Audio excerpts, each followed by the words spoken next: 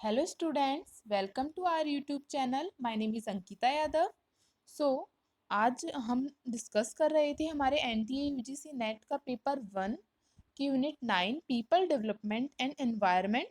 सो हमने इसके सिलेबस के अकॉर्डिंग कुछ टॉपिक्स को डिस्कस कर लिया था। तो आज हम डिस्कस करने वाले हैं हमारे एनवायरमेंटल इश्यूज को, जो कि लोकल लेवल पर है, रीजनल और ग्लोबल लेवल पर जो भी एनवायरनमेंट के इश्यूज हैं हम उन्हें डिस्कस करने वाले हैं।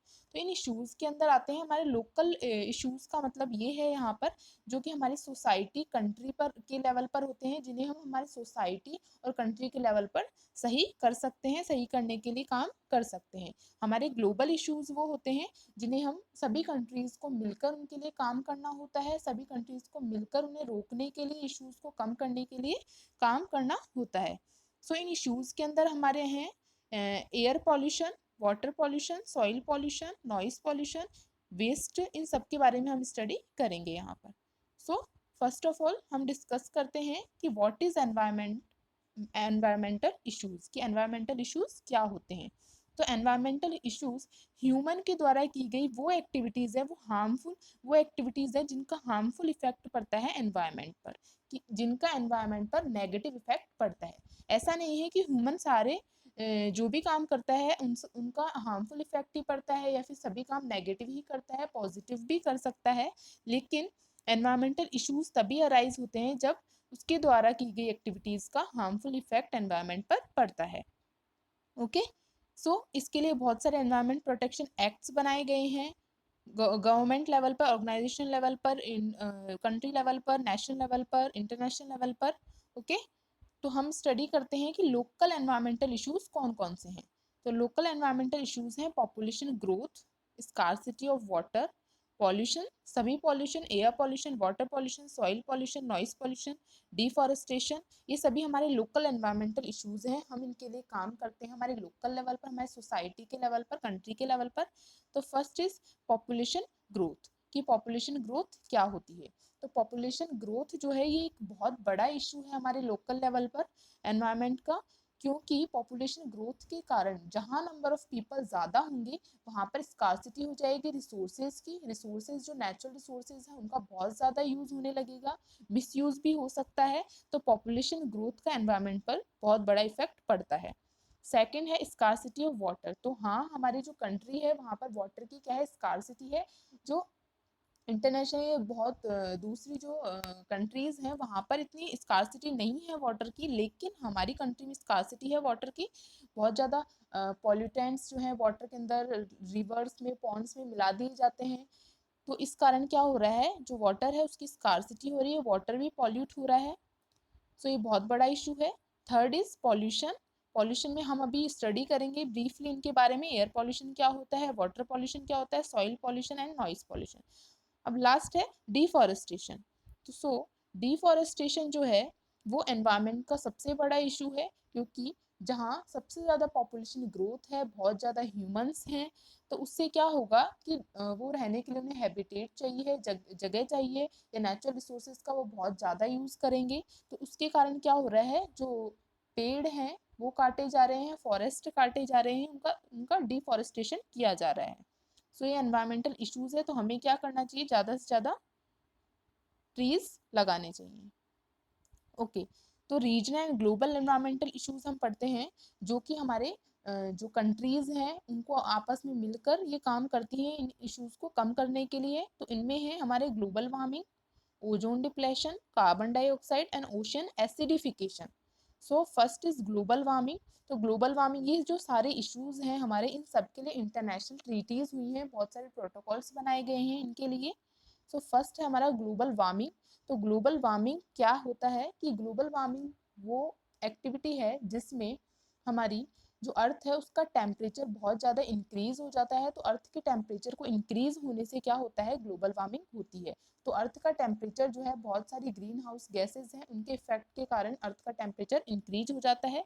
ग्रीन हाउस गैसेज, जैसे कि मैंने पहले की प्रीवियस वीडियो में बताया था आपको, कि ग्रीन हाउस गैसेज कौन कौन सी हैं, हमारे CO2, मीथेन, CFC, इन सब के यूज़ करने से क्या हो रहा है, ग्लोबल वार्मिंग बहुत ज़्यादा बढ़ रही है। ओके, सेकेंड है हमारा ओजोन डिप्लेशन। तो ओजोन डिप्लेशन क्या होता है, कि ओजोन लेयर हमारी हमें प्रोटेक्ट करती है यूवी रेज से, ठीक है। तो ओजोन का डिप्लेशन क्यों हो रहा है? क्योंकि हम बहुत ज़्यादा यूज़ करने लगे हैं एसी रेफ्रिजरेटर्स का। तो इनका यूज़ करने से क्या हो रहा है, इनसे सीएफसी गैस रिलीज होती है। मैंने आपको बताया था, ये क्वेश्चन बहुत इंपॉर्टेंट है कि एसी और रेफ्रिजरेटर से कौन सी गैस रिलीज होती है। तो सीएफसी गैस जो है वो एसी रेफ्रिजरेटर से रिलीज होती है। और सीएफसी से क्या होता है, हमारी ओजोन जो है उसमें होल हो जाता है और उसके कारण यूवी रेज जो है वो आ रही हैं और उससे ओजोन का डिप्लेशन हो रहा है। तो उसके कारण ओजोन का डिप्लेशन हो रहा है। थर्ड है हमारा कार्बन डाइऑक्साइड। तो कार्बन डाइऑक्साइड भी हमारे एनवायरनमेंट का इश्यूज है, क्योंकि ये हमारे एनवायरनमेंट को पॉल्यूट करती है। हमारी जो ट्रांसपोर्ट है उससे क्या निकलती है, कार्बन डाइऑक्साइड निकलती है। ओके। फोर्थ है हमारा ओशियन एसिडिफिकेशन। तो जो ओशियंस हैं वो भी पॉल्यूट हो रहे हैं। तो उससे क्या हो रहा है, ओशियन का एसिडिफिकेशन हो रहा है, उसमें बहुत ज़्यादा प्लास्टिक्स और इन सब का ये सब डाले जा रहे हैं, जिससे ओशियन का एसिडिफिकेशन हो रहा है, उनका जो बेस है वो खत्म होता जा रहा है और वो एसिडिक हो रहे हैं। सो नेक्स्ट है हमारा, फर्स्ट अब हम पढ़ते हैं हमारे पॉल्यूशंस के बारे में। ये है एयर पॉल्यूशन। तो एयर पॉल्यूशन क्या होता है, जो भी गैसेस हैं, केमिकल्स हैं, कार से निकलने वाले एमिशंस हैं, ट्रांसपोर्ट से जो भी एमिशंस निकल रहे हैं, डस्ट है, फैक्ट्रीज से जो भी गैसेस रिलीज हो रही हैं, इन सब से क्या हो रहा है, हमारी जो एयर है वो पॉल्यूट हो रही है और इसे हम क्या कहते हैं, एयर पॉल्यूशन कहते हैं। डस्ट के पार्टिकल्स ये सब उसमें मिल रहे हैं। तो एयर पॉल्यूशन के कॉजेस, कि एयर पॉल्यूशन होता क्यों है, इसके रीजन ये हमें पता होने चाहिए हमारे एग्जाम्स के पॉइंट ऑफ व्यू से। तो फर्स्ट है कंबस्शन फ्रॉम इंडस्ट्री। इंडस्ट्री से बहुत ज़्यादा, इंडस्ट्रीज जो है बहुत ज़्यादा एयर को पॉल्यूट करती हैं, उनसे निकलने वाला जो धुआं है उससे एयर पॉल्यूट होती है। बहुत सारी केमिकल्स का वो यूज़ करते हैं जिससे एयर पॉल्यूट हो रही है। सेकंड है ट्रांसपोर्टेशन एमिशंस, यानी जो ट्रांसपोर्ट है उनसे बहुत सारे एमिशंस हो रहे हैं, मतलब कि ट्रांसपोर्ट से बहुत सारी गैसेस जैसे कि CO2 मैंने बताया है, ये सब रिलीज होती हैं जो कि क्या करती हैं, एयर को पॉल्यूट करती हैं। थर्ड है एग्रीकल्चर साइड इफेक्ट्स। तो एग्रीकल्चर की बहुत साइड इफेक्ट्स हैं जिसके कारण भी हमारी एयर जो है पॉल्यूट हो रही है। ओके। एग्रीकल्चर से हमारा जो लैंड है उसका भी पॉल्यूशन होता है, सॉइल पॉल्यूशन होता है। Next is home heating. Home में जो हीटिंग होती है उससे भी एयर पॉल्यूशन हो रहा है, हीट जो निकलती है। Home cooking, volcano eruptions, forest fires. Forest में जो भी फायर्स होती है, आपको याद होगा अमेजन फॉरेस्ट के बारे में, उसकी फायर के कारण बहुत ज़्यादा हमारा जो एनवायरनमेंट है उसको बहुत हार्म पहुंचा है और एनवायरनमेंट पॉल्यूट हुआ है। टोबैको स्मोक्स, जो स्मोक करते हैं वो लोग, उसके कारण भी क्या हो रहा है, हमारा एनवायरनमेंट जो है पॉल्यूट हो रहा है स्मोक के कारण, इसलिए स्मोकिंग नहीं करनी चाहिए। सेकंड, हम पढ़ेंगे prevention of air pollution. Air pollution को रोका कैसे जाए, हमने कॉजेस तो पढ़ लिए, हमें पता भी है कि एयर पॉल्यूट क्यों हो रही है, लेकिन हमें इसे बचाने के लिए बहुत कुछ करना होगा। तो हमें क्या करना चाहिए, first of all minimise air pollution from cars. Cars से जो एयर पॉल्यूशन निकल रहा है उसे हमें कम करना होगा। या तो हमें LPG CNG का यूज़ करना चाहिए ज़्यादा से ज़्यादा, इन्हीं का ही यूज़ करें, या फिर हमें जो ट्रांसपोर्ट है उसे कम कर देना चाहिए। ठीक है। तो हमें जो कार से निकलने वाला पॉल्यूशन है उसे मिनिमाइज करना होगा, तब जाके थोड़ी एयर को पॉल्यूशन जो है वो कम होगा। सेकंड है हमारा वॉक। सबसे ज़्यादा से ज़्यादा हमें वॉक करनी चाहिए, बाइक और यूज़ पब्लिक ट्रांसपोर्टेशन, थोड़ा पब्लिक ट्रांसपोर्टेशन का भी यूज़ करना होगा। इससे क्या होगा, जो ट्रांसपोर्ट है वो कम होंगे। Third is save energy. Energy को सेव करना चाहिए हमें, जहाँ भी हो सके यूज़ करना चाहिए। CNG और LPG का यूज़ करना चाहिए, liquid petroleum gas and compressed natural gas, इनकी फुल फॉर्म है, इंपॉर्टेंट है। Fifth is consume less and choose sustainable products. हमें कंज्यूम हर चीज का ज्यादा यूज नहीं करना चाहिए, सस्टेनेबल प्रोडक्ट्स को यूज करना चाहिए। हमें इस तरीके से यूज करना चाहिए प्रोडक्ट्स का कि वो अभी खत्म ना हो जाए, हमारे फ्यूचर जनरेशन के लिए भी कुछ बच जाए। Sixth is plant trees. Trees बहुत ज्यादा से ज्यादा हमें ट्रीज लगाने चाहिए। रेज अवेयरनेस, और सब में अवेयरनेस होनी चाहिए। अगर सभी लोग अवेयर होंगे, पीपल अवेयर होंगे, तो क्या होगा, हमारा जो पॉल्यूशन है वो कम हो सकता है। Next is use natural products. Natural products का यूज करें। डू नॉट स्मोक इंडोर्स, हमें बिल्कुल भी स्मोक नहीं करना चाहिए।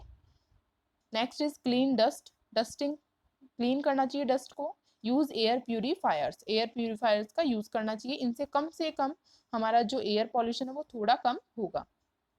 नेक्स्ट है हम डिस्कस करते हैं हमारी हार्मफुल गैसेस के बारे में, क्योंकि जो गैसेस हैं निकलने वाली वो भी हमारी एयर को बहुत ज़्यादा पॉल्यूट करती हैं। तो हमें कुछ गैसेस हैं वो एग्जाम के पॉइंट ऑफ व्यू से बहुत इंपॉर्टेंट है, इनके क्वेश्चंस प्रीवियस एग्जाम्स में आए हुए हैं बहुत बार। तो हम इन्हें डिस्कस कर लेते हैं कि इनसे कौन सी डिजीज होती है या इन्हें ये हमें किस तरीके से इफेक्ट करती है ह्यूमन को। तो फर्स्ट है हमारी सल्फर डाइऑक्साइड। तो सल्फर डाइऑक्साइड जो है वो इरिटेट करती है स्किन को, membrane of the eyes, nose, throat and lungs. तो आप लोग को ये याद होना चाहिए कि जो सल्फर डाइऑक्साइड है वो हमारी स्किन को इरिटेट करती है। सेकंड गैस है जो है सेकंड है ओजोन। तो ओजोन से क्या होता है, ब्रीदिंग प्रॉब्लम्स हो जाती हैं, चेस्ट पेन होता है, कफिंग, थ्रोट एंड इरिटेशन। तो आप लोगों को लर्न याद रखना है कि इससे भी इरिटेशन होती है और जो सल्फर डाइऑक्साइड है उससे भी होती है, लेकिन इसमें साथ में क्या है, ब्रीदिंग प्रॉब्लम्स भी होती हैं, चेस्ट पेन होता है। तो इससे रिलेटेड क्वेश्चन आएगा, तो हमें मोस्ट अप्रोप्रिएट आंसर देना है हमारे, क्योंकि सल्फर डाइऑक्साइड भी है, इरिटेट करती है और ओजोन भी करती है। Third is nitrous oxide. तो नाइट्रस ऑक्साइड से क्या होता है, नाइट्रस ऑक्साइड क्या करती है, हमारी ब्लड प्रेशर जो है उसे इंक्रीज कर देती है, ब्रेन डैमेज भी पॉसिबल है इससे। आप लोग नोट डाउन कर सकते हैं या फिर छोटे छोटे शॉर्ट नोट्स बना सकते हैं।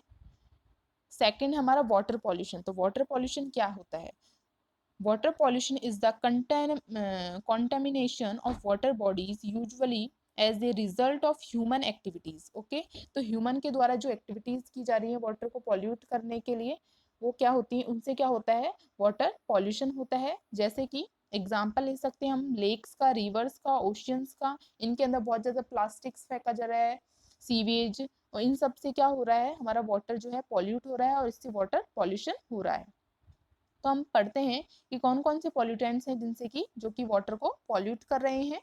तो ये हैं हमारे इंडस्ट्रियल पॉल्यूटेंट्स, इंडस्ट्री से निकलने वाले जो भी पॉल्यूटेंट्स होते हैं, जैसे कि इंडस्ट्री से बहुत ज़्यादा अनट्रीटेड सीवेज निकलता है या फिर उससे बहुत ज़्यादा केमिकल्स निकलते हैं, इंडस्ट्रीज से निकलते हैं मरकरी और लेड जैसे केमिकल्स, और ये पानी में जाकर क्या कर देते हैं, पानी को पॉल्यूट कर देते हैं, जिससे कि क्या हो रहा है, वाटर पॉल्यूशन हो रहा है।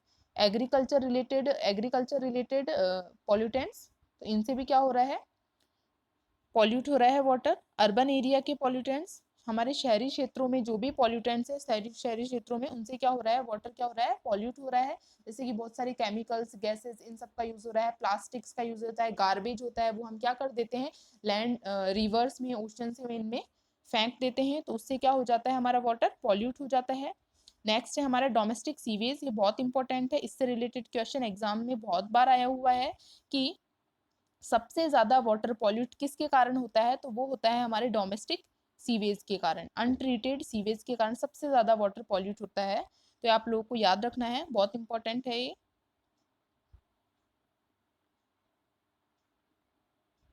नेक्स्ट है disease caused by water pollution. तो वाटर पॉल्यूशन से कौन कौन सी डिजीज होती हैं, वाटर पॉल्यूशन से होता है cholera, diarrhoea, typhoid, cancer, hepatitis, polio, और होती है डेंसेंट्री। ओके, तो ये जो डिजीज है वाटर से होने वाली, ये हमें याद रहनी चाहिए कि डिजीज कौन कौन सी डिजीज है जो वाटर से होती हैं, क्योंकि इससे रिलेटेड क्वेश्चन एग्जाम में आ चुका है कि कौन कौन सी डिजीज हैं जो वाटर से होती हैं। तो हमें याद रखना है कोलेरा, हैजा, diarrhoea, typhoid, cancer, hepatitis, polio और डायसेंट्री। तो ये सारी जो डिजीज हैं वो वाटर से ही होती हैं।